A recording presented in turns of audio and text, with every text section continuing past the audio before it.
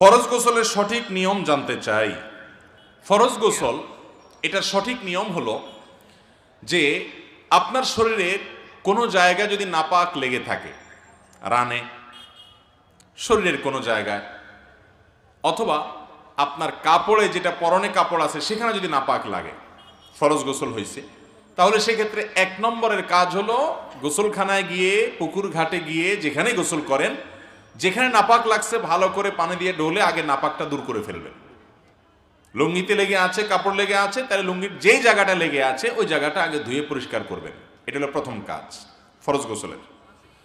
দ্বিতীয় কাজ হলো আপনি অজু করার মতো করে 2 হাতের কবজি আগে ভালো করে 3 বার ধুয়ে, 3 বার কুলি করে, নাকে পানি দিয়ে, মুখ 3 বার ধুয়ে, হাতের কোনোই পর্যন্ত 3 বার ধুয়ে, 3 বার করে দোনো হাত, এরপরে মাথা মাসায় করে একবার, কান মাসায় করে, এরপর আপনার শরীরে, মাথায়, ডান কাঁধে, বাম কাঁধে আপনি পানি ঢালবেন।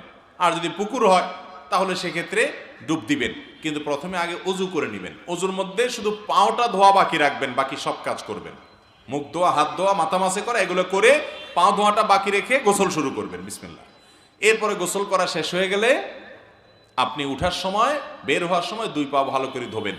আর কুলি যখন করবেন, ওই যে অজুর শুরুতে অজু করবেন, কুলি করবেন, ফরজ গোসলের কুলিতে গড়গড়া করবেন। সাধারণ কুলি করলে না, বরং কুলি করে একটু গলার ভিতরে নিয়ে গড়গড় করে গার্গেল করে তারপরে পানি ফেলে দিবেন। এইভাবে 3 বার কুলি করবেন, কারণ ফরজ গোসলে ভালো করে উত্তম রূপে কুলি করতে হয় এবং নাকে পানি দিতে হয়। এরপর আপনার গোসল শেষ, যাওয়ার সময় 2 পাও টাকনু পর্যন্ত ধুয়ে এরপরে কাপড় চেঞ্জ করে আপনি চলে যান। ফরজ গোসল হয়ে গেছে, সাথে অজুও হয়ে গেছে। গোসলের সাথে কি হয়ে যাবে? অজুও হয়ে যাবে। এই পদ্ধতিতে গোসল করা হলো সুন্নাত।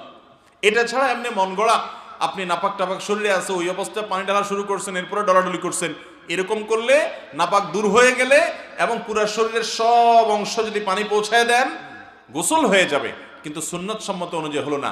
আর সুন্নাত পদ্ধতিতে না হওয়ার কারণে এই গোসলটা হয়তো ফরজ গোসল হয়ে গেল, কিন্তু গোসল করে যে আপনি সওয়াব পাইতেন সেটা কিন্তু হবে না।